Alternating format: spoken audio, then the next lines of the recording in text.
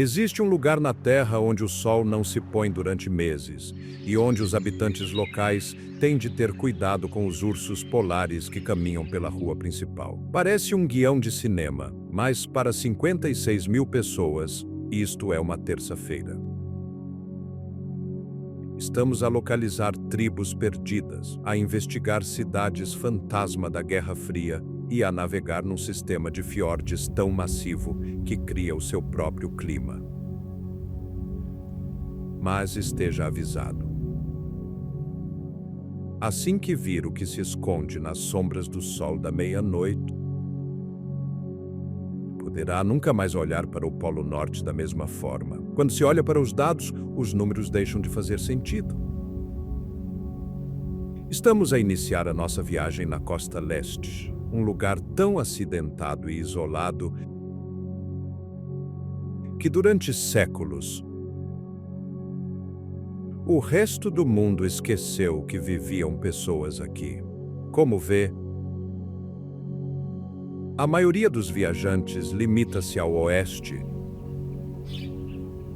onde fica a capital. Mas o leste, é aí que o planeta mostra os seus dentes.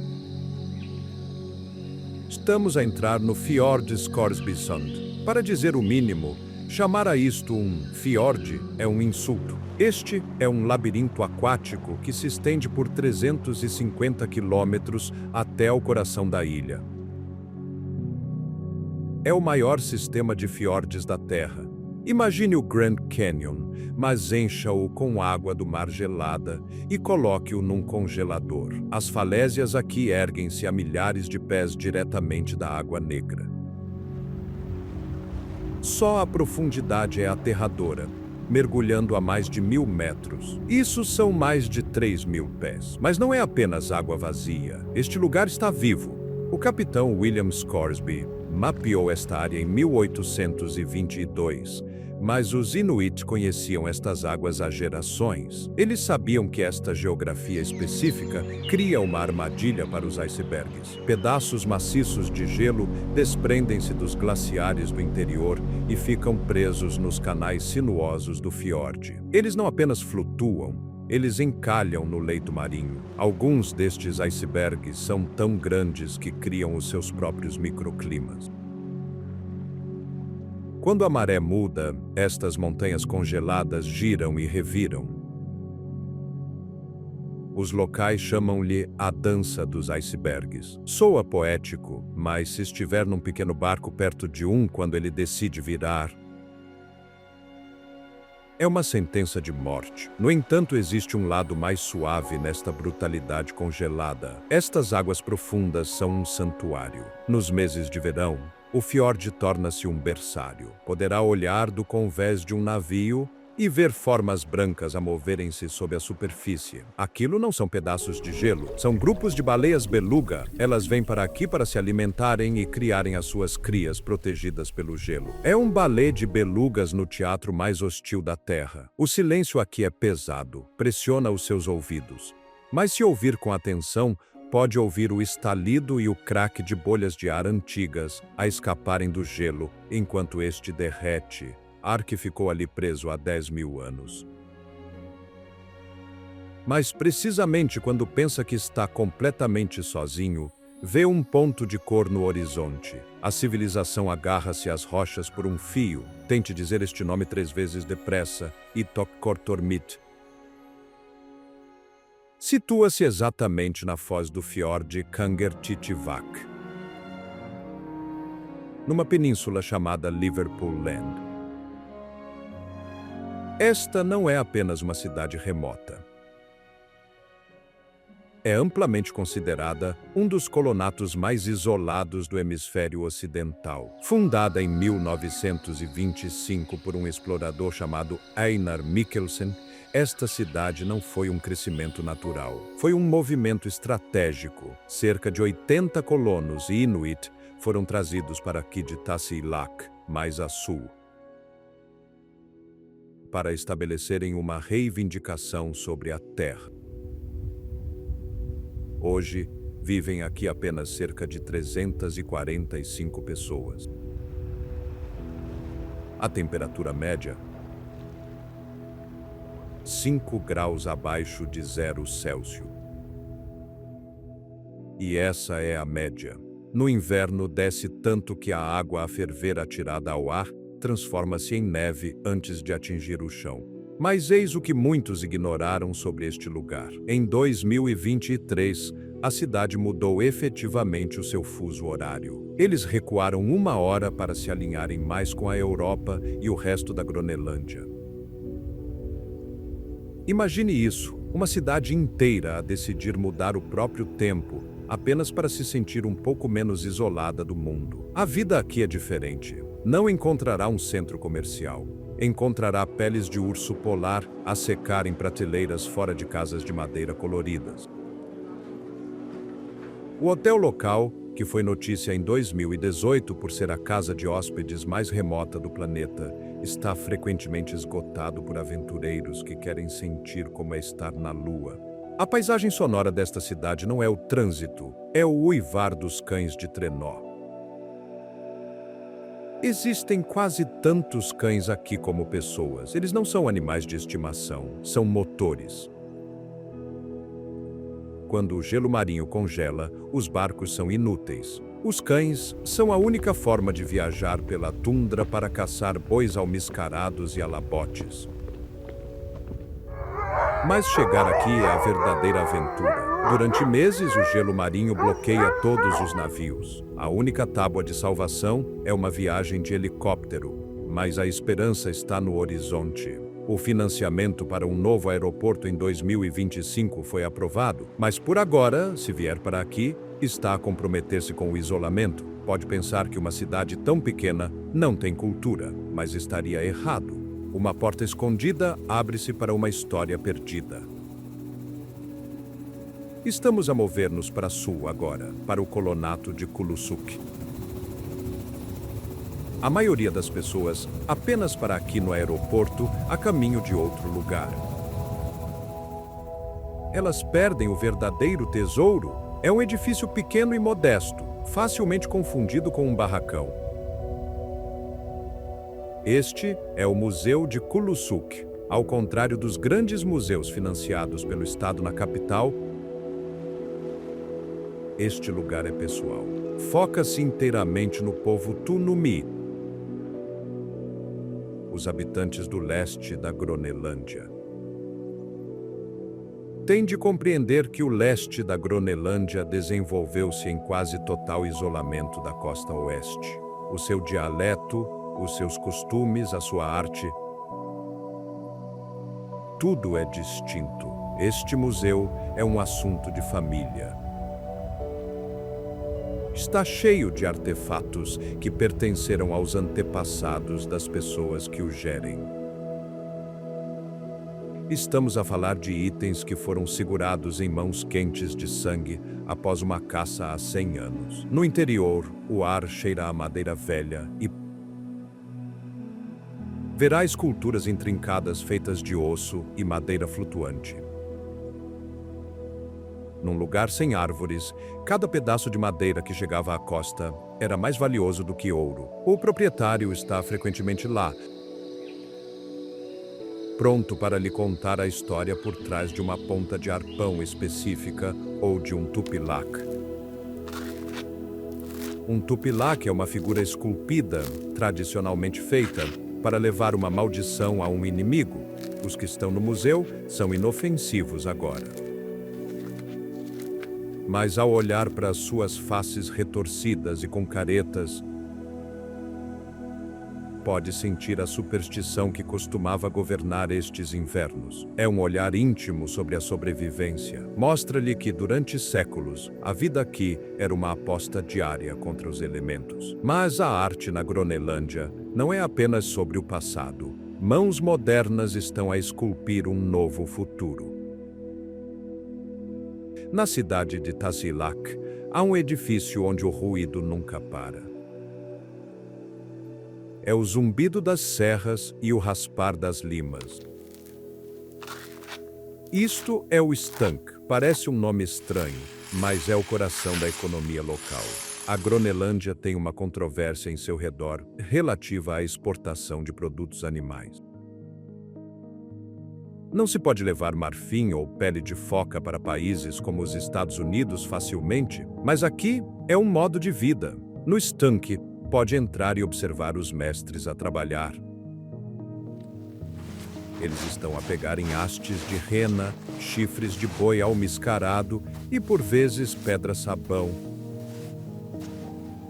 e a transformá-los em esculturas alucinantes. O que ninguém lhe diz é o quão difícil este material é de trabalhar. A haste de rena é um material duro e implacável. Um deslize da ferramenta e a peça fica arruinada, ou o seu dedo é cortado. Pode conversar com os escultores. Eles não são tímidos.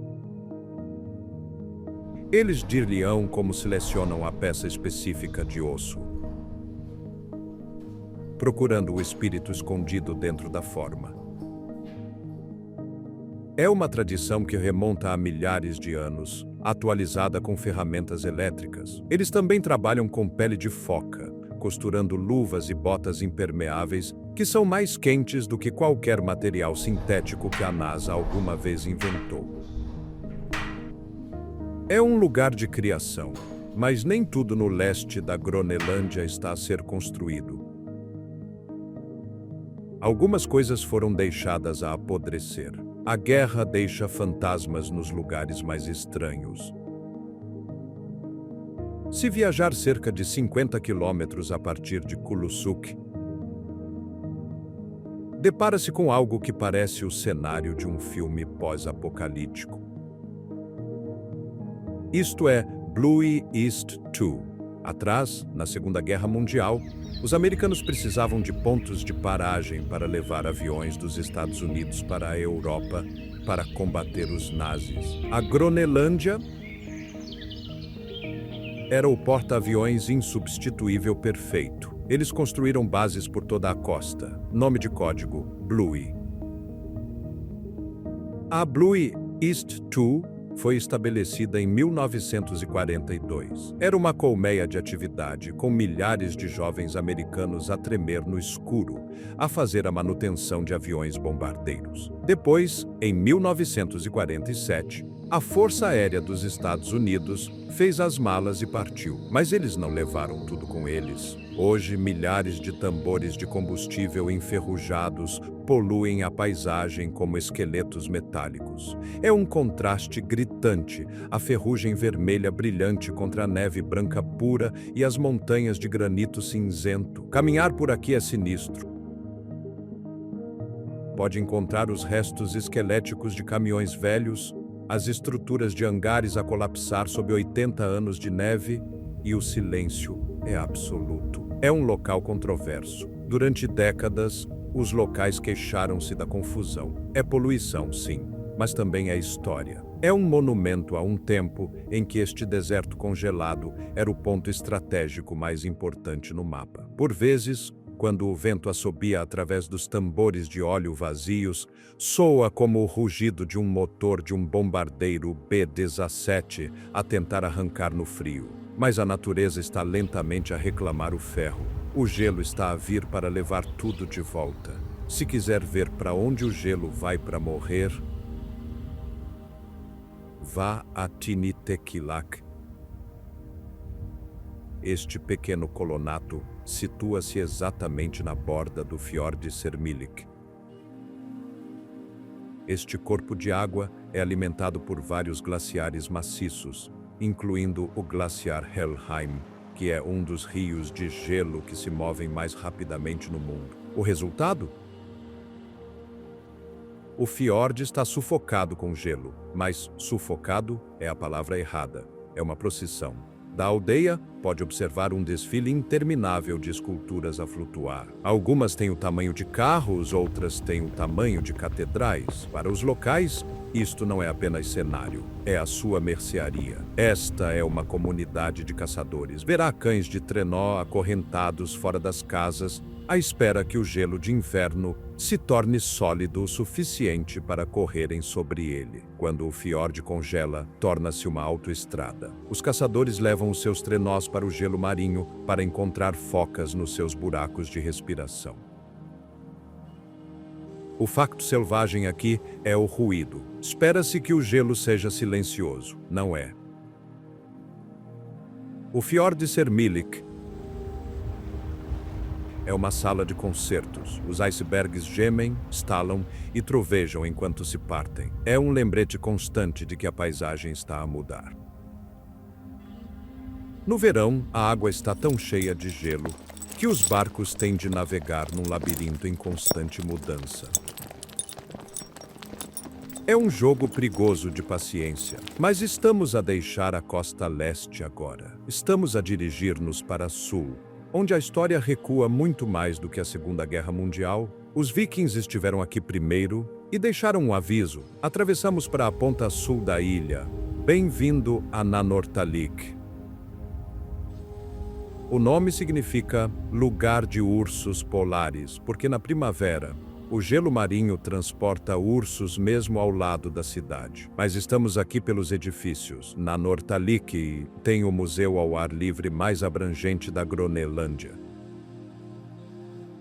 Estamos a falar de uma coleção de edifícios preservados dos anos 1800 e início dos 1900. Este era um porto colonial. Pode entrar na antiga Casa da Gordura, onde a gordura de baleia era processada em óleo para iluminar os candeeiros de rua da Europa. Mas a história vai mais fundo. Esta área é rica em história nórdica. Os vikings estabeleceram-se nestes vales verdes há 1000 anos. Eles construíram quintas, igrejas e rotas comerciais. O museu detém a maior coleção de história local do país. Conta a história da colisão entre a cultura inuit e os colonos nórdicos. Existem histórias de comércio e histórias de conflito. Pode ver as ferramentas que os inuit usavam, dispositivos engenhosos feitos de pedra e osso que lhes permitiram prosperar onde os vikings acabaram por falhar. É uma lição de adaptação. Os inuit adaptaram-se à mudança do clima. Os vikings tentaram cultivar como europeus, e quando o clima arrefeceu, eles desapareceram. Mas para chegar à próxima localização, temos de passar por um lugar que desafia a física. As paredes estão a fechar-se. Se estiver num navio no sul da Groenlândia, este é o momento em que todos correm para o convés. O canal Prince Christian é uma via marítima que corta a ponta sul do continente. Poupa os navios de terem de dar toda a volta ao perigoso Cabo Farewell, mas é apertado. Em alguns lugares, a passagem tem apenas 500 metros de largura. Isso parece muito até você perceber que as falésias em ambos os lados sobem 1000 metros diretamente para as nuvens. É um cânone de água e está ativo. Glaciares descem da camada de gelo diretamente para o canal. Você está navegando por paredes de gelo azul que estão constantemente desmoronando. O som de trovão ecoa nas paredes de granito, mas não há nuvens no céu. Esse é o som dos glaciares se desprendendo. Em 1959, os americanos construíram uma estação meteorológica aqui, Blue East One. É um posto de sinalização vital. Há uma história sobre o navio Hans Hedtoft. Em 1959, em sua viagem inaugural, ele atingiu um iceberg ao sul daqui e afundou com toda a tripulação. Foi o Prince Christian Sound que captou o sinal de socorro, mas a tempestade era forte demais para que alguém pudesse ajudar.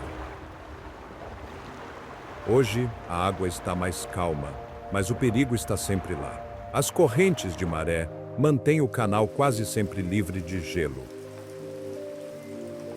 Mas, quase sempre, é um termo relativo na Groenlândia. Você olha para cima e vê cachoeiras despencando milhares de pés pelas faces das rochas, alimentadas pelo derretimento da calota de gelo acima. É lindo, mas também é um lembrete do enorme volume de água preso nesta ilha. Mas se você acha que estas falésias são altas, espere até ver o que vem a seguir. Estamos indo para o lugar que os alpinistas chamam de o Grande Paredão. Veja bem, a maioria das pessoas pensa na Groenlândia como gelo branco e plano. Mas no sul, a terra decidiu socar o céu. Estamos entrando no Fjord Tazermylt. Isto não é apenas uma paisagem, é um desafio. As faces rochosas aqui elevam-se até 2.000 metros. Isso são mais de 6.500 pés, diretamente da água. Para dizer o mínimo, este é o santo graal para os alpinistas. Eles chamam-no de Patagônia Ártica. O granito aqui é mais limpo, mais íngreme e mais aterrador do que em quase qualquer outro lugar do planeta. Imagine estar na base de uma parede que tem 3 vezes a altura do Burj Khalifa. Agora imagine tentar escalá-la com os dedos congelando, enquanto o vento tenta arrancá-lo da rocha como um adesivo. A montanha conhecida como Ulamer Tor Suak é a estrela aqui. A sua face oeste é uma queda vertical que desafia a gravidade. Parece que alguém pegou uma faca gigante e cortou a montanha ao meio. Mas a história aqui não é apenas sobre viciados em adrenalina. Durante séculos, os Inuit vinham aqui para o salvelino, um tipo de peixe que enche os rios. A água é turquesa, alimentada pela farinha glacial que se desprende da camada de gelo. Parece tropical, como as Caraíbas, até você mergulhar a mão e sentir o choque paralisante da água a 33 graus. O que muitos ignoraram é o silêncio. Na maioria das cadeias de montanhas, ouvem-se pássaros e insetos. O sussurro das árvores. Aqui está um silêncio mortal. O único som é a queda ocasional de rochas ecoando como um tiro pelo vale. É um paraíso para os corajosos. Mas a natureza aqui é indiferente às suas habilidades. Se você escorregar, a ajuda está a dias de distância, mas logo ali na esquina, a paisagem prega uma peça nos seus olhos. O gelo dá lugar a uma floresta secreta. Você está caminhando por uma floresta densa de lariço siberiano e abetos. Você sente o cheiro de agulhas de pinheiro. Você ouve o vento nos galhos. E então você se lembra. Você está na Gronelândia. Este é o arboreto da Gronelândia. Não deveria existir. Árvores não pertencem a este lugar. Mas em Narsarsuaq, um microclima e alguns cientistas determinados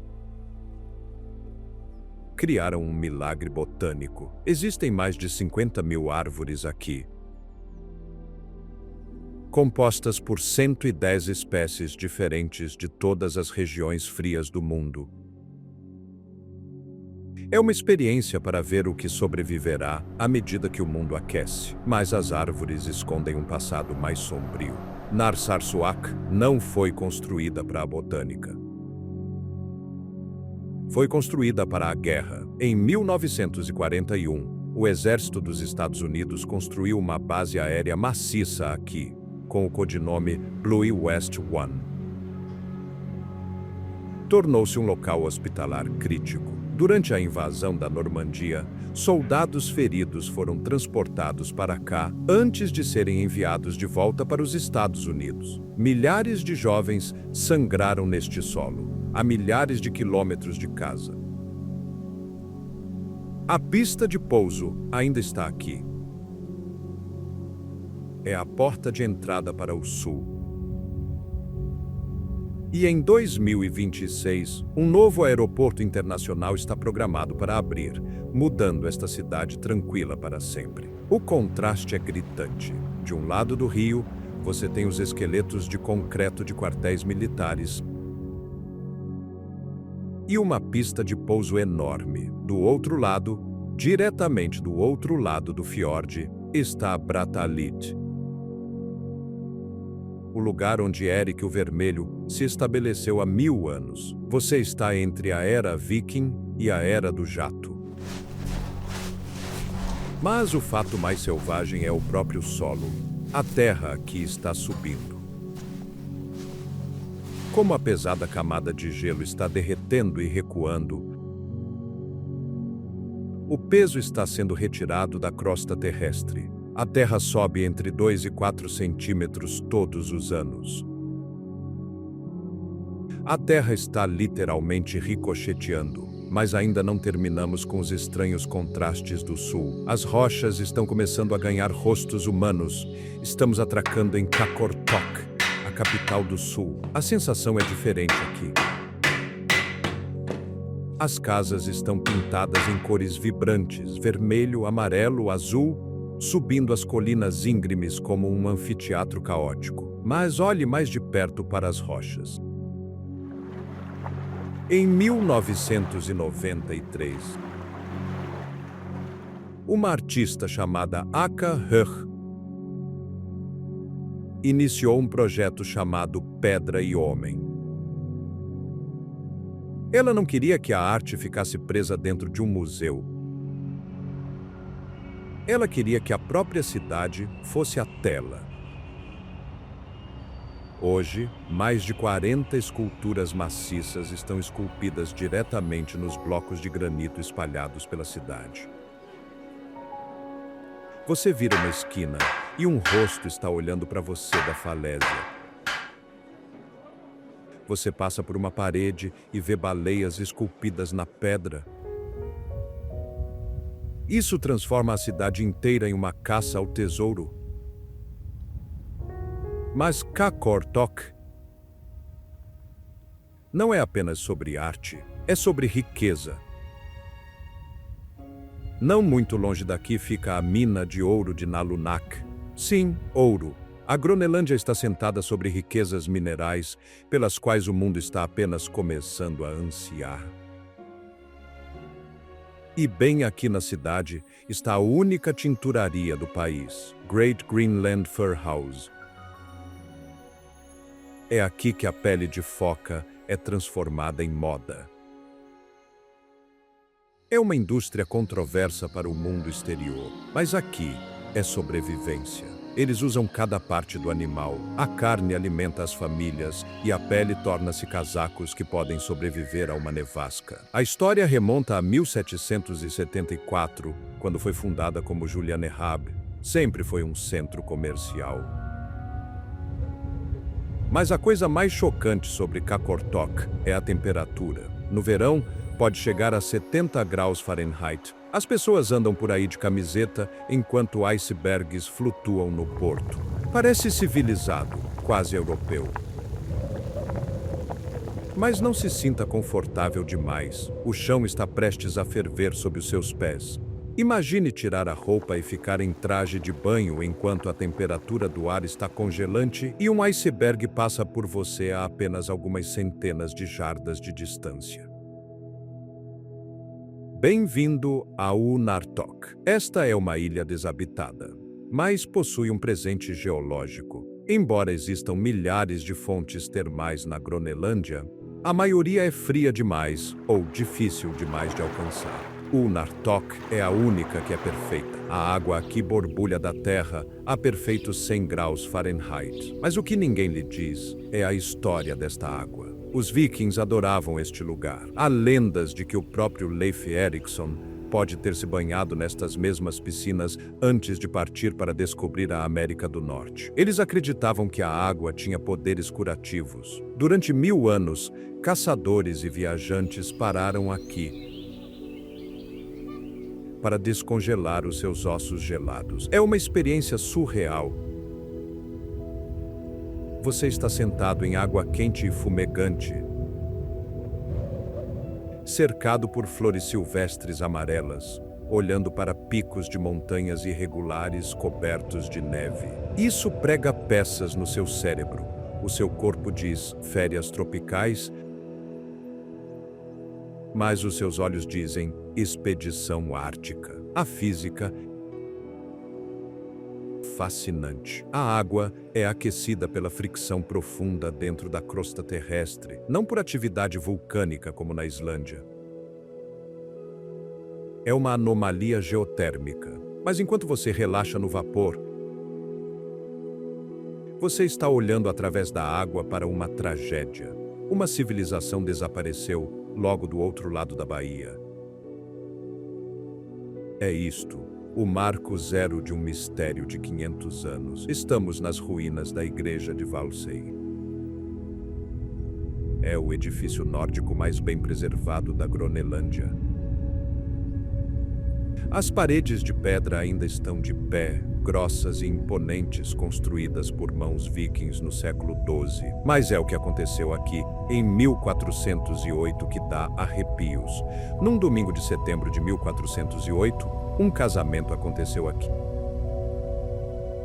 Thorstein Olafsson casou-se com Sigrid Bjornsdottir. Temos o registro escrito disso nos arquivos do Vaticano, e é só. Aquele casamento é a última palavra escrita que ouvimos dos nórdicos da Gronelândia. Depois daquele dia, silêncio. Milhares de pessoas que viveram aqui por quase 500 anos simplesmente desapareceram. Será que morreram de fome à medida que o clima esfriou? Será que fizeram as malas e partiram? Terão entrado em conflito com os Inuit? Caminhando dentro da igreja sem teto, você pode sentir o peso desse silêncio. A alvenaria de pedra é impecável. Eles usaram lascas de rocha para preencher as lacunas entre os blocos maciços. Construíram isto para durar para sempre, mas as pessoas não duraram. Arqueólogos não encontraram sinais de um massacre, nenhuma vala comum. É como se tivessem apenas apagado as luzes e ido embora. As janelas da igreja olham para o fiord. É a mesma vista que os convidados do casamento viram há 600 anos. A grama é igualmente verde. As ovelhas ainda pastam aqui, mas os fantasmas dos nórdicos estão em toda a parte. É um lembrete de que a natureza sempre vence no final. Mas falando em ovelhas, a paisagem aqui é enganadora. Estamos entrando no celeiro do Ártico. Se você acordasse aqui sem saber onde estava, poderia adivinhar que estava na Escócia ou na Nova Zelândia. Colinas verdes onduladas, rebanhos de ovelhas brancas pastando pacificamente, tratores enfardando feno. Mas isto ainda é a Gronelândia. Este é o único lugar na ilha onde a agricultura é possível. Existem cerca de 50 fazendas no sul, e elas não estão apenas sobrevivendo, elas estão crescendo. O cordeiro desta região é considerado um dos melhores do mundo. Por quê? Porque as ovelhas vagam livres nas montanhas durante todo o verão, comendo ervas selvagens, tomilho e bagas. Elas estão se marinando de dentro para fora. Mas aqui está a controvérsia. A agricultura está ficando mais fácil. À medida que o clima aquece, a estação de crescimento está se tornando mais longa. Os agricultores estão agora cultivando batatas, nabos e até experimentando morangos. Para o resto do mundo, o aquecimento global é uma ameaça. Aqui é uma oportunidade de negócio.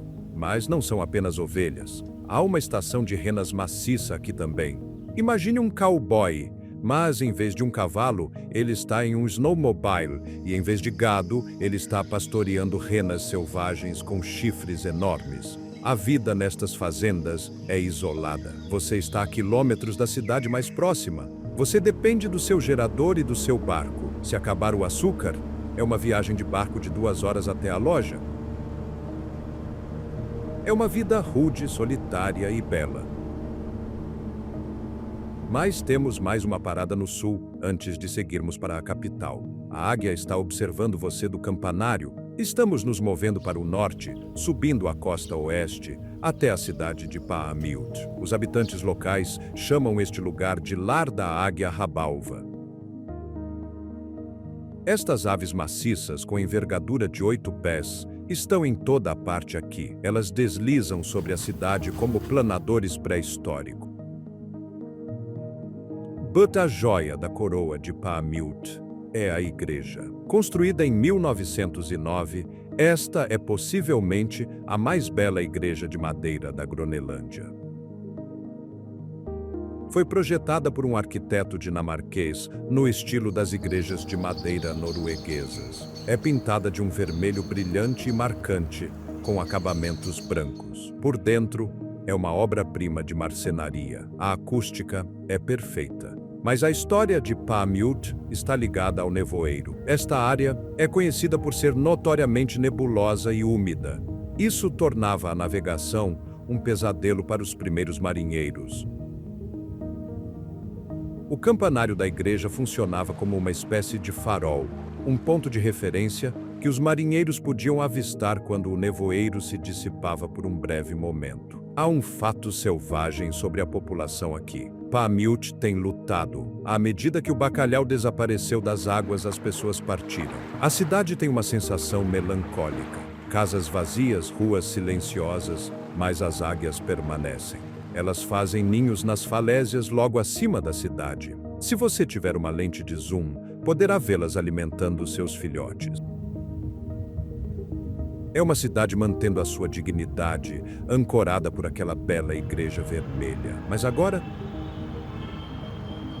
deixamos as aldeias tranquilas para trás. Estamos indo para a cidade grande, onde o antigo encontra o asfalto. Você tem viajado pelo silêncio durante dias. Gelo, rocha, água. Então, você vira uma esquina e vê algo que faz o seu cérebro travar. Semáforos, prédios de apartamentos altos, um shopping center. Bem-vindo a Nuuk. Esta é a capital mais ao norte do planeta. Mas não a chame de aldeia sonolenta. Esta é uma cidade em expansão. Com uma população de quase 20 mil pessoas, Nuuk detém quase um terço da população total do país. Para dizer o mínimo, este lugar está explodindo. Guindastes de construção balançam sobre o horizonte como pássaros de metal gigantes. Um novo terminal de aeroporto internacional maciço abriu em 2024, finalmente conectando esta cidade isolada diretamente às Américas e à Europa, sem escalas. Mas olhe para o pano de fundo. A cidade é pequena comparada à montanha Sermitsiaq. O seu pico icônico em forma de cela eleva-se a 4.000 pés, pairando sobre as cafeterias e boutiques de moda. A história aqui é um cabo de guerra. Fundada em 1728 pelo missionário dinamarquês Hans Egede, foi originalmente chamada de Gottorp. Boa Esperança. Ele veio para cá para encontrar os vikings nórdicos, apenas para descobrir que eles tinham partido. Em vez disso, ele encontrou os Inuit e a colonização moderna começou. Hoje, Nuuk é um caldeirão de culturas. Você ouvirá dinamarquês, groenlandês, inglês e filipino falados no ônibus. É uma cidade de extremos. Você pode jogar 18 buracos de golfe em um campo que muda com a maré, ou esquiar em uma pista que termina exatamente na pista do aeroporto. A energia aqui é frenética. Parece uma cidade tentando alcançar o resto do mundo em uma única geração. Mas, sob o concreto e o vidro, os mortos antigos estão esperando. Eles estão congelados no tempo há 5 séculos. Caminhe até ao antigo porto colonial. Num edifício de armazém amarelo, você encontrará o Museu Nacional da Gronelândia. Isto não é apenas uma coleção de colheres e caiaques antigos. Este é o lar das múmias de Qilakitsoq. Em 1972, caçadores encontraram uma sepultura sob uma rocha saliente longe ao norte. Lá dentro, perfeitamente preservados pelo ar seco e gelado, estavam os corpos de 6 mulheres e 2 crianças. Eles morreram por volta do ano 1475. Quando você entra na sala mal iluminada, está olhando para os rostos de pessoas que viveram antes de Colombo navegar para a América. Você pode ver as suas tatuagens, pode ver a costura nas suas roupas de pele, pode até ver os cílios do bebê. É assustador. é lindo e é aterrador. O museu conta a história das ondas de migração. O povo Sakak, que viveu aqui há 4.000 anos. A cultura Dorset, que desapareceu misteriosamente. E a cultura Thule, os ancestrais diretos dos groenlandeses modernos. O que muitos ignoraram é a tecnologia. Você vê ferramentas feitas de ferro meteórico. Antes de terem contato com a idade do ferro da Europa, os Inuit martelavam ferramentas de meteoritos que caíam do espaço. O museu é um testemunho da engenhosidade humana. Prova que viver aqui não era apenas sobre sobreviver, era sobre dominar o impossível. Mas se o museu é sobre o passado, a próxima paragem é sobre o futuro do lazer. Imagine nadar nu enquanto observa um nevão. Num país onde o oceano o mata em minutos, aprender a nadar é complicado. É por isso que Nuuk construiu Malik. Do lado de fora, o edifício parece uma onda congelada em movimento. O telhado curva-se e mergulha, imitando a paisagem. Por dentro, é um oásis tropical. Toda a parede frontal é de vidro do chão ao... Você está nadando numa piscina aquecida, olhando diretamente para o fiord gelado. É um truque visual surreal. Você observa a neve pesada a bater contra o vidro, o vento a uivar a 50 milhas por hora, enquanto flutua em água que está a 80 graus Fahrenheit. Para os locais, este é o centro da comunidade.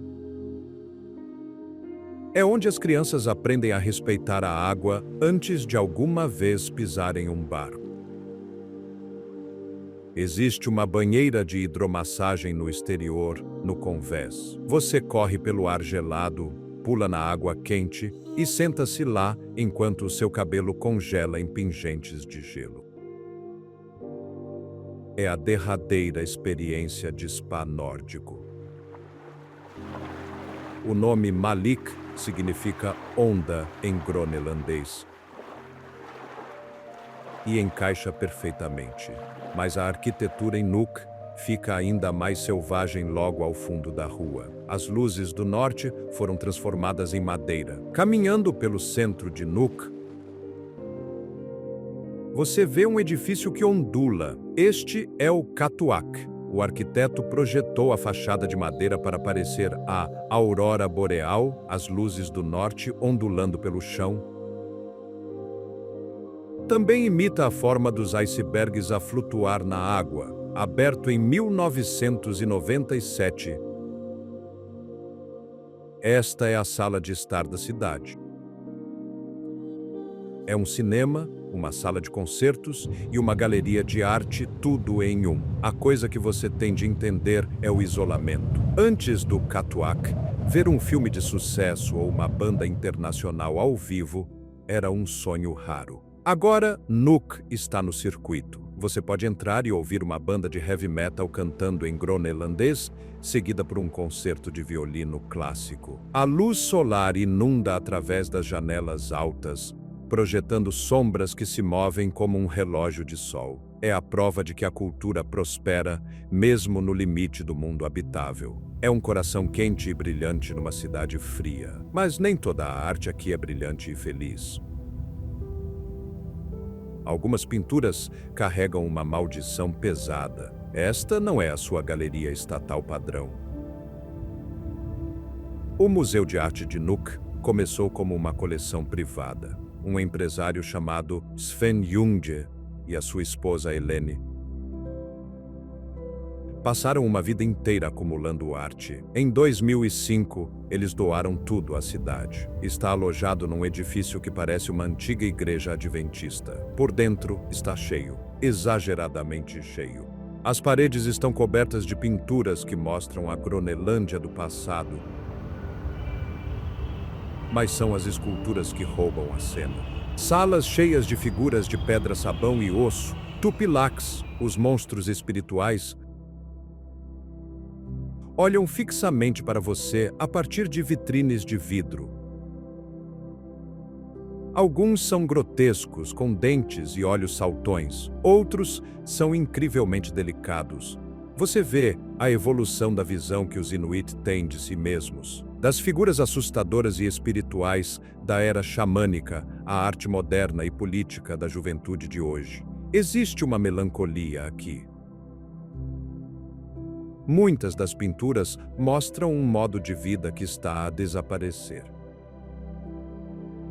Trenós de cães a serem substituídos por motas de neve, caiaques substituídos por lanchas de fibra de vidro. É um elogio visual para o antigo Ártico, mas para entender o verdadeiro custo dessa vida antiga, você precisa de cheirá-la. Estamos indo para um lugar que cheira a ferro e gordura. Abra a porta e o cheiro atinge-o instantaneamente. É um aroma terroso e pungente de pele curada e óleo. Este é o Kitat. É um economuseu, um museu vivo. Aqui, as mulheres estão a fazer o que os seus antepassados fizeram durante milhares de anos: preparar peles de foca. Mas isto já não é para sobrevivência, é para a identidade. Elas estão a fazer o traje nacional. O traje feminino do oeste da Gronelândia é uma exibição deslumbrante de cor. Botas altas feitas de pele branca e bordada, calções feitos de foca e uma blusa coberta por milhares de minúsculas contas de vidro. Você observa-as a raspar a gordura das peles. É um trabalho brutal e físico. O facto selvagem é o trabalho com as contas. Uma única gola pode pesar várias libras e levar meses a costurar. Estes trajes não são baratos. Um conjunto completo pode custar tanto quanto um carro pequeno. Mas para um groenlandês, é a posse mais importante que tem. Eles usam-nos para confirmações, casamentos e graduações. O Kitat mantém o conhecimento vivo. Se estas mulheres parassem de costurar, as técnicas desapareceriam numa geração. Mas a cidade está a sufocar-nos agora. Precisamos de voltar para o selvagem. O quintal desta cidade é maior do que alguns países. Você entra num barco no porto. Em 10 minutos, a cidade desapareceu. Você está agora no sistema de fiordes de Nuuk. É o segundo maior sistema de fiordes do mundo. Estende-se por 160 quilômetros para o interior. Este é o parque de diversões da capital. Nos fins de semana, parece que cada pessoa em Nuuk está aqui fora. A água é profunda e rica. Está fervilhando de bacalhau e peixe redondo. Você navega por cascatas que caem do céu. Você navega por canais tão estreitos que quase pode tocar nas paredes. E depois sai para baías que têm milhas de largura. O que muitos ignoraram é a cultura das cabanas. Escondidas nas enseadas estão centenas de minúsculas cabanas, sem eletricidade, sem água corrente. Apenas um fogão e uma vista. É aqui que o groenlandês moderno se reconecta com a terra. Eles caçam, eles pescam, eles respiram. Bem no fundo do fiorde, existe um local específico onde os salmões correm. É um dos poucos lugares na Groenlândia onde se pode encontrar salmão do Atlântico. Mas se continuar a ir mais fundo, encontrará um colonato que se recusa a morrer. Os salmões têm a sua própria aldeia aqui. Bem no interior do sistema de fiordes de Nuuk, a cerca de 75 quilômetros da capital, situa-se uma aldeia que se recusa a fazer sentido. Esta é Kapisilit. O nome significa literalmente o salmão. Veja bem, os salmões são raros na Groenlândia. Eles geralmente reproduzem-se em rios na Europa ou América do Norte e só vêm para aqui para se alimentarem no oceano. Mas em Kapisilit existe uma anomalia genética.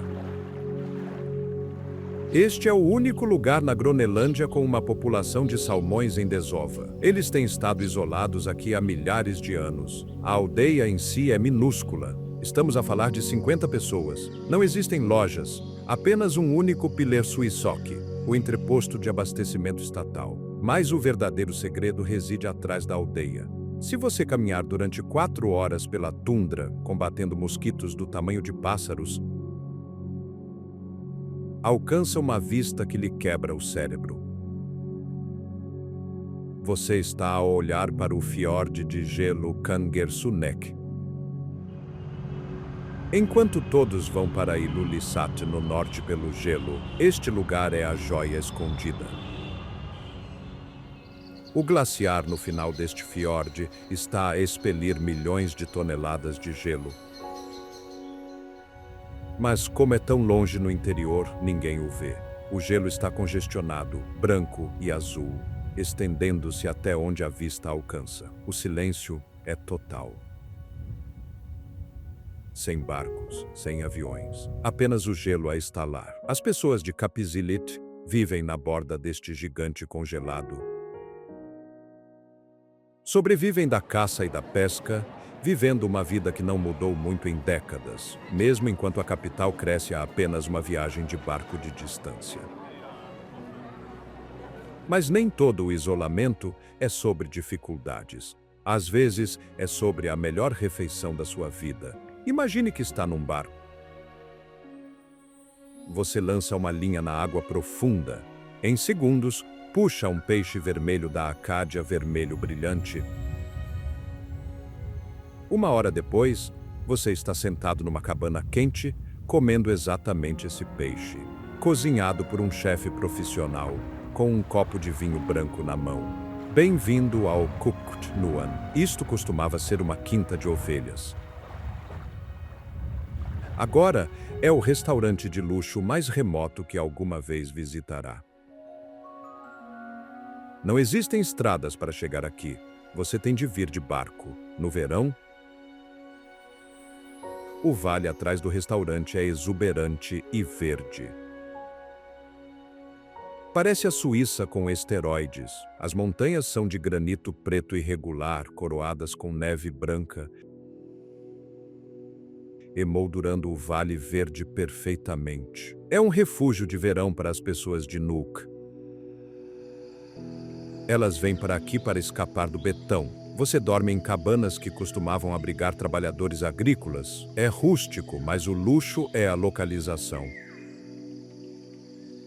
Para dizer o mínimo, é surreal. Você está a comer comida gourmet num lugar onde, se caminhasse 5 milhas na direção errada, estaria em deserto inexplorado. Mas a paz de Kukut é uma mentira. O fiord está a esconder cicatrizes. Logo abaixo, na costa, uma cidade inteira foi deixada a apodrecer. Estamos a aproximar-nos de Kanjek. À distância, parece uma aldeia normal. Você vê casas coloridas, uma igreja, uma loja. Mas então você nota algo. Não sai fumo das chaminés. Não há barcos no porto. Não há cães a ladrar. Kanjek é uma cidade fantasma. Este lugar é o marco zero para um dos momentos mais controversos da história da Gronelândia. Nas décadas de 1960 e 70, o governo dinamarquês decidiu modernizar a Gronelândia. Chamaram-lhe a política G60. Eles queriam mover as pessoas de aldeias pequenas e ineficientes para as grandes cidades como Nuuk. Kanjek foi despovoada. A eletricidade foi cortada. A loja foi fechada. As pessoas foram forçadas a deixar as suas casas e a mudar-se para blocos de apartamentos de betão na cidade. Caminhar por Kanjek hoje é assustador. Você pode olhar pelas janelas e ver chávenas de café ainda pousadas nas mesas, cortinas a apodrecer ao sol, brinquedos deixados no chão. É uma cápsula do tempo de 1974. But Kanjek não era uma aldeia qualquer. Foi aqui que Hans Egede, o colonizador, viveu primeiro antes de fundar Nuuk. Era um centro importante. Também foi a casa de Aron de Kanjek, um famoso caçador e artista que pintou a história oral dos Inuit. Ele documentou as antigas lendas e as batalhas com os vikings. Agora, Os telhados estão a ceder, as tempestades estão lentamente a mastigar os edifícios.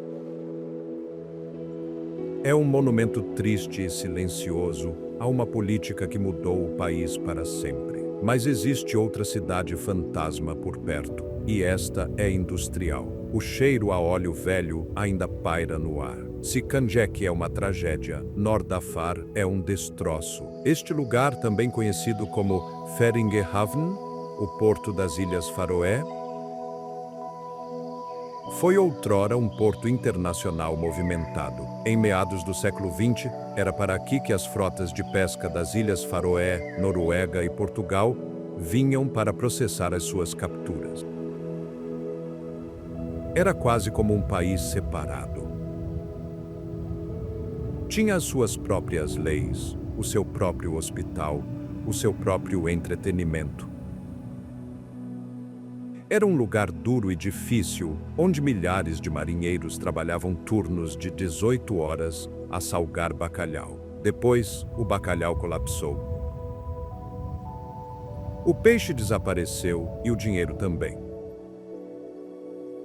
Por volta de 1990, a estação foi abandonada. Hoje parece que uma bomba explodiu. Tanques de óleo maciços estão a enferrujar junto à água.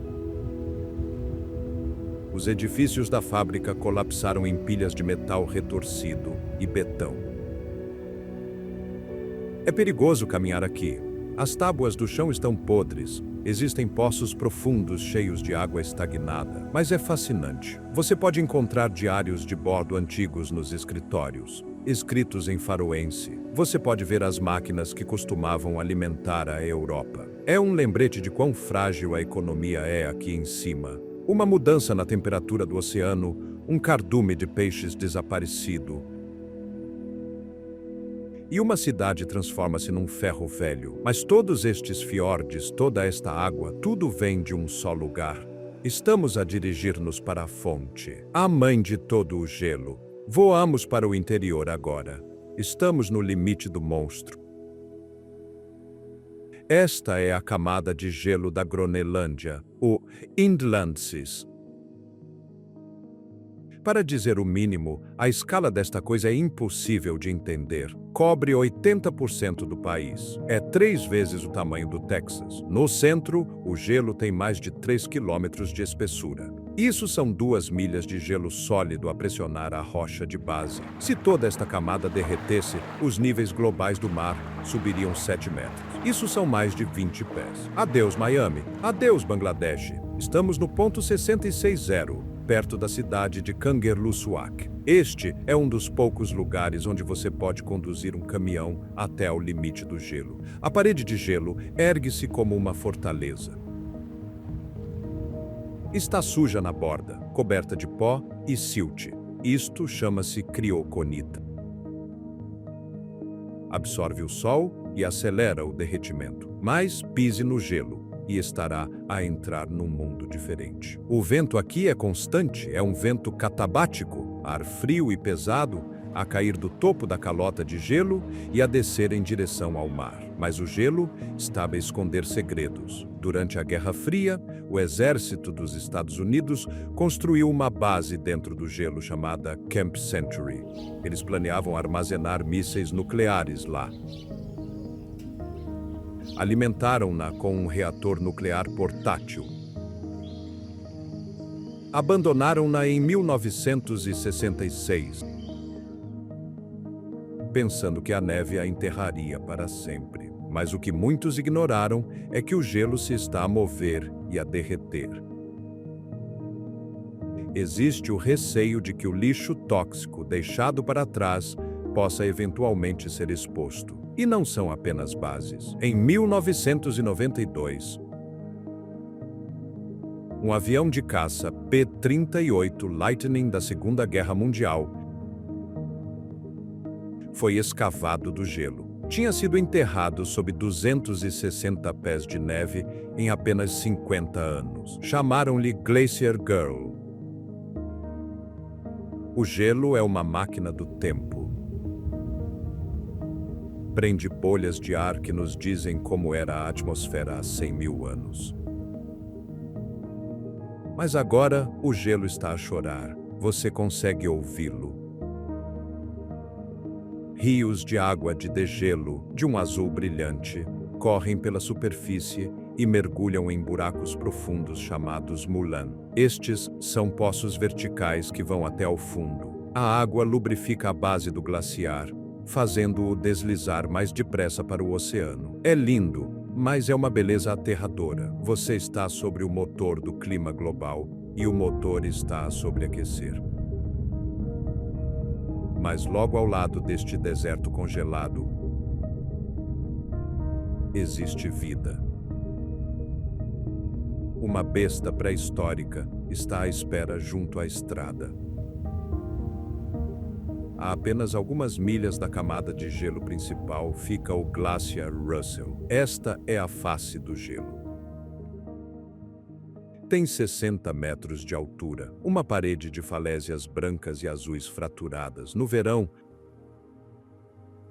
você pode sentar-se nas rochas e observar pedaços do tamanho de casas a quebrarem-se e a caírem no rio lá embaixo. O som é como um trovão. Estremece o chão onde você está. Mas olhe para longe do gelo. Olhe para a tundra. Poderá ver uma forma grande e escura a mover-se. Parece uma rocha até que se levanta. Este é o boi almiscarado. Estes animais parecem ter saído diretamente da Idade do Gelo. Porque saíram. Eles caminharam com mamutes e tigres dentes de sabre. Os mamutes morreram, mas o boi almiscarado sobreviveu. Eles são construídos como tanques. Têm chifres curvos maciços e uma camada de pelo que pende até ao joelho. Debaixo dessa camada exterior desgrenhada está o kiviut, uma lã interior que é 8 vezes mais quente do que a lã de ovelha e mais macia do que a caxemira. É uma das fibras mais caras da terra, mas não tente acariciá-los. Os bois almiscarados são rabugentos. Se sentirem ameaçados, não correm. Formam um círculo defensivo, com os chifres voltados para fora, ou atacam, e são rápidos. Ver uma manada de bois almiscarados a pastar em frente a um glaciar azul maciço é um daqueles momentos da National Geographic que parece falso. Mas aqui é apenas uma tarde de terça-feira. Mas não terminamos com os desafios físicos. Para ver a verdadeira natureza selvagem, você tem de caminhar. Se você quer realmente castigar-se, caminhe pela ACT, a Arctic Circle Trail. É uma das caminhadas de longa distância mais remotas do mundo. Estende-se por 160 quilômetros desde a borda da camada de gelo até a costa. Não existem cidades, sem sinal de telemóvel, sem estradas, apenas você, a sua mochila pesada e o silêncio. Geralmente leva de 9 a 11 dias. Você dorme em minúsculas cabanas de madeira espalhadas ao longo do trilho ou na sua tenda. A paisagem muda constantemente. Você vai de dunas secas, parecidas com um deserto perto do gelo, para vales verdes luxuriantes, para pântanos alagados. E aí está a armadilha. Os pântanos. Em junho e julho, os mosquitos não são apenas irritantes, são uma praga. Os caminhantes usam redes de cabeça e roupas grossas mesmo quando está calor, porque se você expuser a pele, será comido vivo. Mas em 2019, os caminhantes enfrentaram uma nova ameaça: fogo. A tundra, que deveria estar congelada, pegou fogo. O musgo de turfa secou e ardeu durante semanas.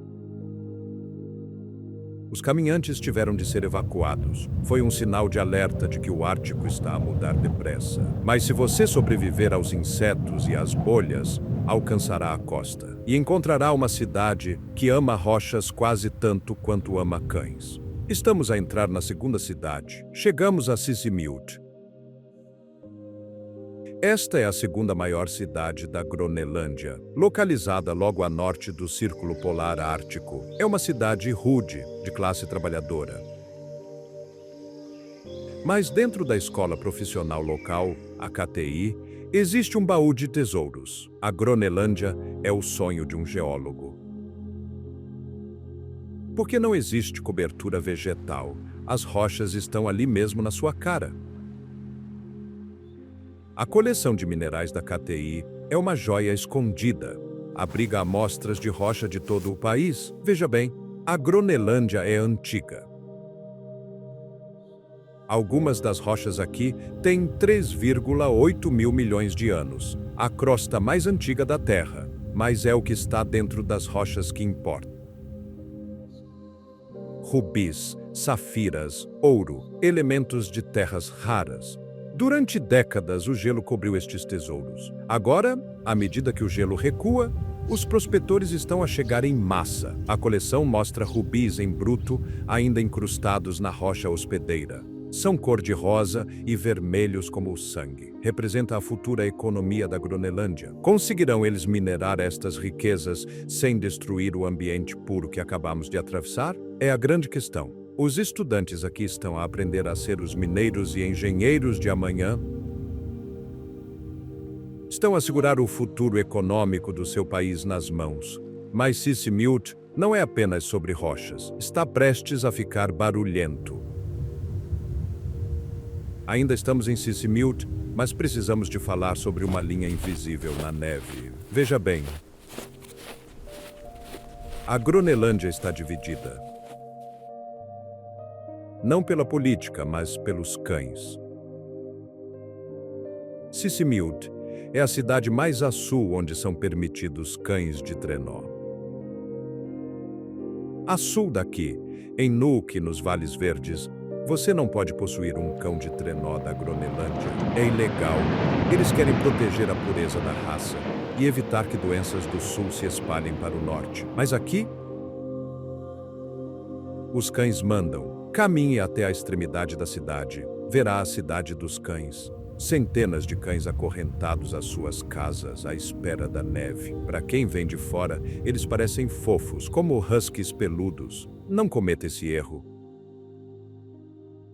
Estes são animais de trabalho. Estão geneticamente mais próximos dos lobos do que o seu Golden Retriever. São fortes, são selvagens e são o motor do norte. No inverno, o interior de Sisimiut transforma-se. Os locais participam na Arctic Circle Race, uma corrida de esqui de 160 quilômetros, que é amplamente considerada a mais dura da Terra. Mas para os locais, a mota de neve é o novo trenó. Você vê adolescentes a correr pelos lagos congelados a 80 milhas por hora. É uma mistura de tradição antiga e adrenalina de alta octanagem. Mas temos de continuar a mover-nos para norte. Estamos a deixar o solo firme por um arquipélago de ilhas. Estamos a entrar na Baía das Milhares de Ilhas. Se você olhar para um mapa, a Asiat parece que alguém partiu um prato e espalhou os pedaços na água. É um arquipélago de milhares de minúsculas ilhas na entrada sul da Baía de Disco. A maioria dos turistas ignora este lugar. Eles correm diretamente para os grandes icebergs no norte. Estão a cometer um erro. A Asiat é a verdadeira Groenlândia. É despretensiosa, é plana. Não existem montanhas gigantes aqui para bloquear a vista. Isso significa que o horizonte se estende para sempre. E esse horizonte é geralmente quebrado por um jato de névoa. Esta é a capital das baleias. No final do verão, as baleias jubarte entram profundamente no porto. Por vezes, você consegue ouvi-las a respirar enquanto está sentado no seu quarto de hotel. A cidade em si é uma galeria ao ar livre. Semelhante a Qaqortoq, artistas locais pintaram murais nas laterais dos edifícios industriais.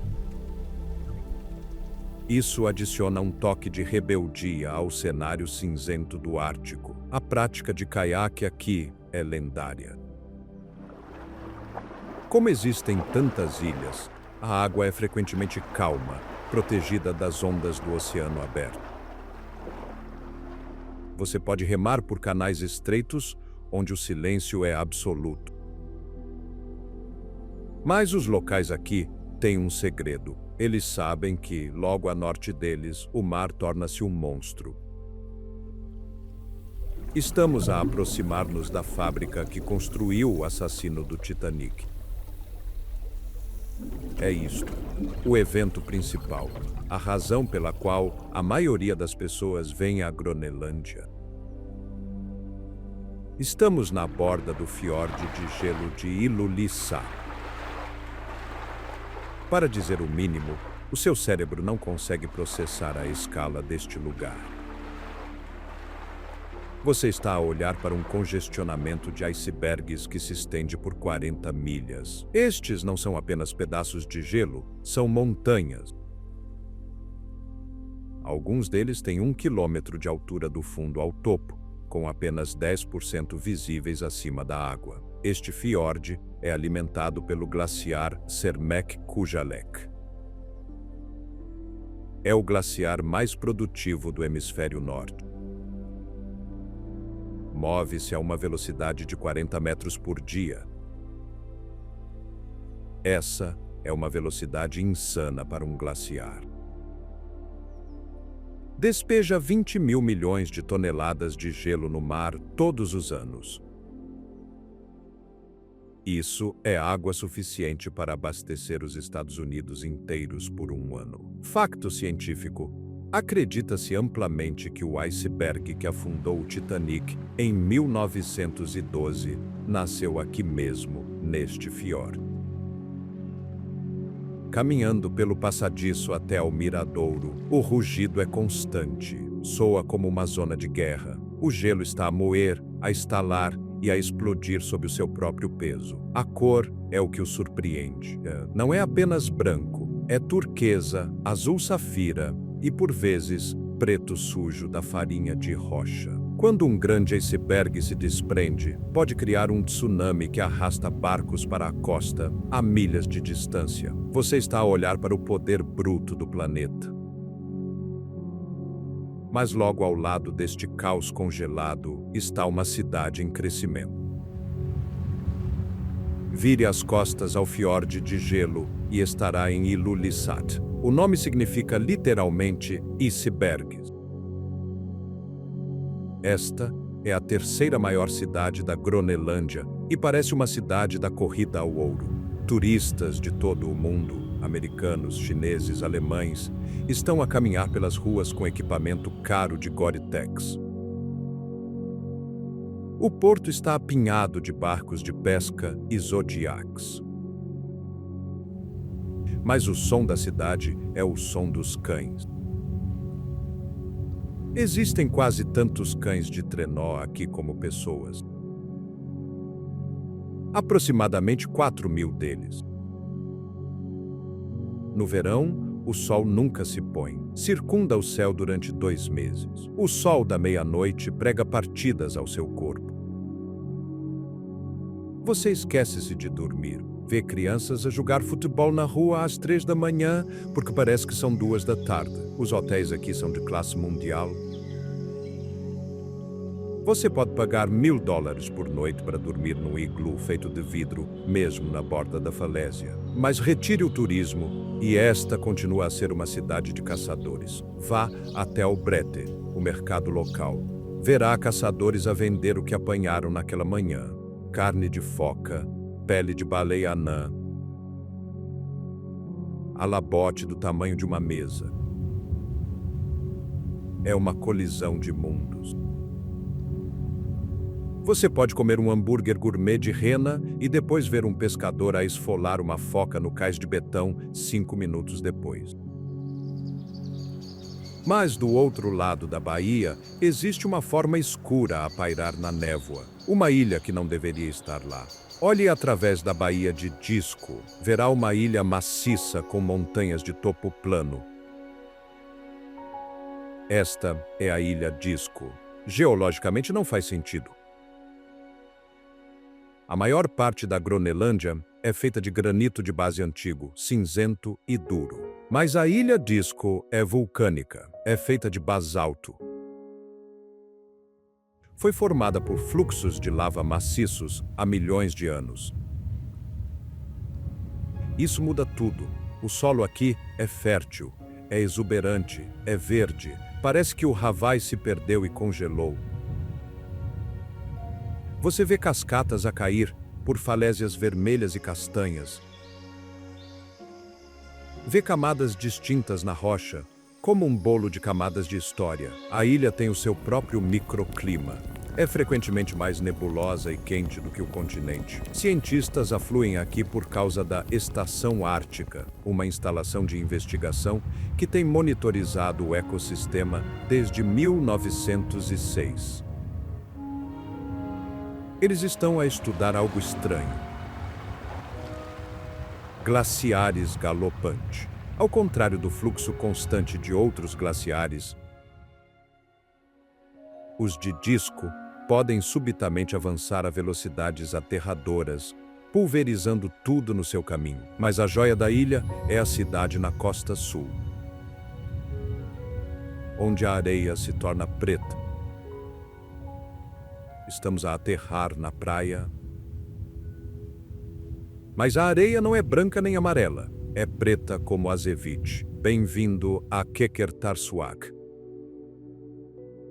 A areia preta vem da erosão do basalto vulcânico. Caminhar nela parece caminhar noutro planeta. Icebergs dão à costa na areia preta, criando um contraste gritante, gelo branco diamante em areia preta carvão. É o sonho de um fotógrafo. A cidade em si é pequena e encantadora. Mas olhe para as formações rochosas próximas. Verá colunas de basalto hexagonais, exatamente como a calçada do gigante na Irlanda. A natureza a fazer matemática. O campo de futebol aqui é famoso. Está localizado mesmo ao lado do oceano. Se você chutar a bola com demasiada força, ela vai para o Atlântico. Não é invulgar um jogo ser interrompido, porque uma baleia jubarte está a saltar mesmo atrás da baliza.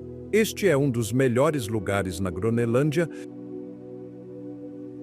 para a observação de baleias a partir de terra. A água torna-se profunda muito depressa, por isso as baleias aproximam-se mesmo da linha da costa. Mas existe algo ainda mais espetacular no topo da montanha. Você pode andar de trenó de cães em julho. Você está a suar. Estão 50 graus Fahrenheit. Você está a caminhar por uma montanha vulcânica íngreme. Após 3 horas de queimar as pernas, alcança o topo do glaciar Lingmark e subitamente é inverno outra vez. Este é um dos únicos lugares na Groenlândia onde se pode andar de trenó de cães no meio do verão. O glaciar permanece congelado durante todo o ano no topo da montanha plana. A vista daqui de cima é, possivelmente, a melhor do país. Você está a olhar para a Baía de Disco. Consegue ver a curvatura da Terra. Consegue ver centenas de icebergs a derivar para sul como navios brancos. É um mundo silencioso. Os mushers, condutores de trenós, mantêm os seus cães aqui em cima durante o verão. É uma experiência surreal ser puxado por uma equipa de cães ofegantes enquanto o sol está alto no céu e você está a usar uma t-shirt. Mas temos de voltar ao continente. Estamos a dirigir-nos mais para norte, para um lugar onde o gelo está mortalmente perto. Vamos para o glaciar que ruge. A maioria dos glaciares você vê à distância. Aqui é diferente. Aqui convida-o a entrar. Localizado a cerca de 80 quilômetros a norte de Ilulissat,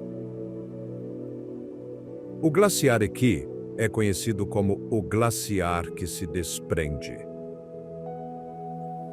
Os barcos conseguem chegar com segurança a 1 milha da face. E você senta-se lá e espera. A face do glaciar tem 100 metros de altura. Primeiro, você ouve o som, um estalido como um tiro de espingarda. Depois, um estrondo como um canhão.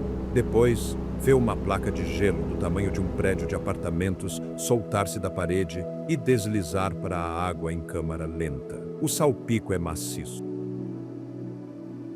O barco balança, é hipnótico. Você pode observar isto durante horas. Este lugar também tem história. O famoso explorador francês Paul-Émile Victor usou esta localização como acampamento base para as suas expedições à camada de gelo na década de 1940. Ainda se podem ver os restos da sua cabana. Ele percebeu que esta era a rampa perfeita para chegar ao gelo do interior. Mas viver tão perto do gelo é difícil. Basta perguntar às pessoas da aldeia seguinte. Logo a norte da grande cidade fica Okatsut. Antigamente, os baleeiros holandeses chamavam a este lugar Rode Bay, Baía Vermelha. Não por causa do pôr do sol, mas por causa do sangue das baleias que eles retalhavam aqui no século XVIII. Hoje, a água é límpida. A população é de cerca de 40 pessoas. É tão pequena que não existem carros. Você caminha ou apanha um barco. As casas estão espalhadas pelas rochas, pintadas em cores vivas. Existe um restaurante aqui chamado H8. Tem o nome do número do edifício dos antigos mapas coloniais. Servem peixe apanhado diretamente do cais. A vibração aqui é de total tranquilidade. Você está longe o suficiente de Ilulissat para escapar ao ruído, mas perto o suficiente para ver os grandes icebergs no horizonte. No inverno, a baía congela totalmente. Os locais fazem esqui de fundo até Ilulissat para fazerem as suas compras de mercearia. É uma vida simples. Mas a simplicidade é um luxo aqui em cima. Mas agora, vamos forçar os limites. Estamos a deixar o norte turístico e a dirigir-nos para o norte real, onde o sol desaparece durante meses. Se uma criança desenhasse uma montanha, desenharia o Manak. A montanha aqui é um pico único de granito em forma de coração, elevando-se 1.170 metros diretamente do oceano. O nome Umanak significa literalmente em forma de coração. A cidade agarra-se às rochas na base desta montanha impossível. Para dizer o mínimo, este é um dos lugares mais fotogênicos da Terra. O nevoeiro matinal rodopia em torno do pico, fazendo-o parecer a capa de um romance de fantasia. Mas existe uma lenda engraçada aqui. De acordo com a tradição da televisão dinamarquesa, o Pai Natal vive aqui. Existe uma pequena cabana de turfa, construída perto da cidade que serve como o Castelo do Pai Natal. Milhões de cartas de crianças são enviadas para a Gronelândia todos os anos e acabam aqui. Mas a realidade é mais dura. A mineração é importante aqui. A mina Black Angel, do outro lado do fiord, costumava extrair chumbo e zinco. Moviam o minério usando um teleférico que se estendia por todo o fiord, um feito de engenharia aterrador. A pedreira de mármore próxima produz pedra tão branca que parece gelo. As pessoas aqui são duras, vivem muito acima do círculo polar ártico. A escuridão do inverno dura meses, mas quando o sol regressa, elas celebram. Agora, temos de ir ainda mais longe, até ao limite da civilização. Até o lugar onde o mapa termina. Estamos a deixar o mundo conhecido para trás. Estamos a voar para norte, muito para norte, para Upernavik. Se você olhar pela janela, a Terra estilhaçou-se. Isto não é apenas uma cidade, é uma galáxia de ilhas. Existem mais de 100 pequenas ilhas neste arquipélago. No inverno, a escuridão aqui parece mais pesada. Mas no verão, este é o lugar da primavera. Porque as ilhas estão espalhadas, a caça é incrível. Veja bem, Upernavik é tradicional. A economia é simples, a labote e focas. Os pescadores aqui saem em pequenos botes para o oceano aberto, a milhas de terra, em temperaturas congelantes. Eles puxam alabotes que pesam tanto quanto um homem adulto. Mas a coisa mais marcante é a luz. Porque estamos tão a norte, o sol não se limita a pôr-se, ele faz ricochete. Ele roça o horizonte durante horas, banhando os icebergs numa luz laranja dourada profunda. Os fotógrafos chamam-lhe a Hora Dourada, mas aqui ela dura 6 horas. Mas para ir mais para norte, você tem de atravessar um cemitério. O oceano aqui come navios ao pequeno almoço. Esta é a barreira psicológica, Baía de Melville. Durante séculos, esta extensão maciça de água foi a muralha que travou os exploradores. Está quase sempre congelada ou entupida com gelo flutuante. No século XIX, os navios baleeiros chamavam a isto o lugar da quebra. Centenas de navios de madeira foram esmagados como palitos pelo gelo em movimento aqui. Não existem cidades, sem cabanas, sem pessoas. Este é o reino do urso polar, porque não existem humanos para os assustar. Os ursos aqui são os mestres. Eles percorrem o gelo marinho, caçando focas. Se você estiver navegando por aqui, estará prendendo a respiração. O nevoeiro surge de repente, e num instante, o seu radar torna-se inútil. Você navega pelo som das ondas atingindo o gelo. É um lugar de uma beleza absoluta e aterradora. Um lugar que o lembra de que somos apenas convidados neste planeta. Mas, se sobreviver à travessia, alcançará a fronteira final. Bem-vindo ao topo do mundo. Chegamos. Qaanaaq. Esta é a cidade mais a norte da Groenlândia. É um dos assentamentos civis mais setentrionais da Terra. Estamos a 700 milhas a norte do Círculo Polar Ártico. As pessoas aqui, os Inuit, são distintas. Foram os últimos a ter contato com o mundo exterior. Têm o seu próprio dialeto, os seus próprios costumes. Aqui, o caiaque ainda é uma ferramenta de caça, não um brinquedo. E eles caçam o unicórnio do mar, o narval. No verão, os homens saem em caiaques armados com arpões. Esperam que os narvais subam à superfície. É uma batalha de silêncio e paciência. Eles tiram apenas o que precisam. A vitamina C na pele do narval, muktuk, é o que os manteve vivos durante séculos sem fruta fresca. A vida aqui é ditada pelos extremos. No inverno, o sol não nasce durante 3 meses e meio. É a noite polar, a cidade vive sob as estrelas e a aurora boreal. No verão, o sol gira em círculos sobre a sua cabeça, deixando-o louco de energia. Mas logo abaixo, na costa,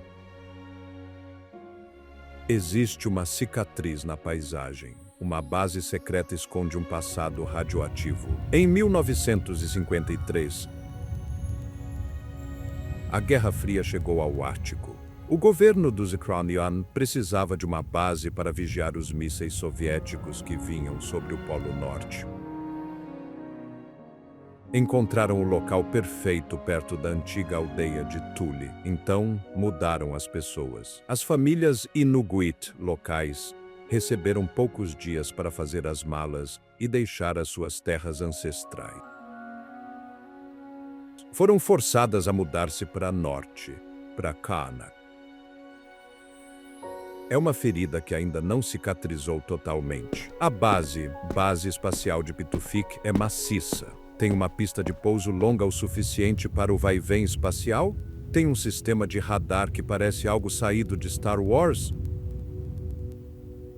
Mas o segredo mais obscuro aconteceu em 1968. Um bombardeiro B-52 que transportava 4 bombas de hidrogênio pegou fogo e despenhou-se no gelo próximo. Os explosivos convencionais detonaram, espalhando plutônio radioativo pelo gelo. Chamaram-lhe o incidente Broken Arrow, flecha partida. A limpeza foi complicada. Locais e trabalhadores dinamarqueses ajudaram a raspar a neve radioativa para tanques. Muitos deles adoeceram mais tarde. Hoje, a base ainda está ativa, vigiando o céu. Mas os fantasmas do acidente e das famílias deslocadas ainda assombram o vento. Mas vamos mais longe. Vamos ao fim literal. Estamos à procura da última rocha da Terra. Esta é a busca pelo norte. Durante décadas, os exploradores discutiram sobre qual pedaço de terra era o ponto terrestre mais setentrional da Terra. Por muito tempo, foi a ilha Kaffeklubben, Ilha do Clube de Café. Uma rocha minúscula e sombria batizada por exploradores dinamarqueses que gostavam muito das suas pausas para o café. Mas depois, em 1978, encontraram Odak, um banco de cascalho logo a norte. Mas aqui está o fato selvagem. Isso muda constantemente. Estas ilhas são muitas vezes apenas pilhas de cascalho empurradas pelo gelo marinho. Aparecem, recebem um nome e depois o gelo esmaga-as ou o mar arrasta-as. Atualmente, estamos a descobrir novas ilhas que podem estar ainda mais a norte. Estão a chamá-las de The Stray Dogs. Os cães vadios. Estar aqui, a 83 graus norte, é estar mais perto do Polo Norte do que da árvore mais próxima. Não há nada a norte de si, exceto um oceano congelado e o eixo do planeta. É um lugar onde a geografia se desmorona. Este e oeste já não importam. Existe apenas o sul. Mas olhando para trás, para a enorme Ilha Branca que acabamos de atravessar, há uma verdade final que temos de enfrentar. O gigante está a acordar. Viajamos 12.000 palavras através desta ilha. Vimos as quintas falhadas dos vikings. Vimos as máquinas de guerra americanas. Vimos a mestria de sobrevivência dos Inuit.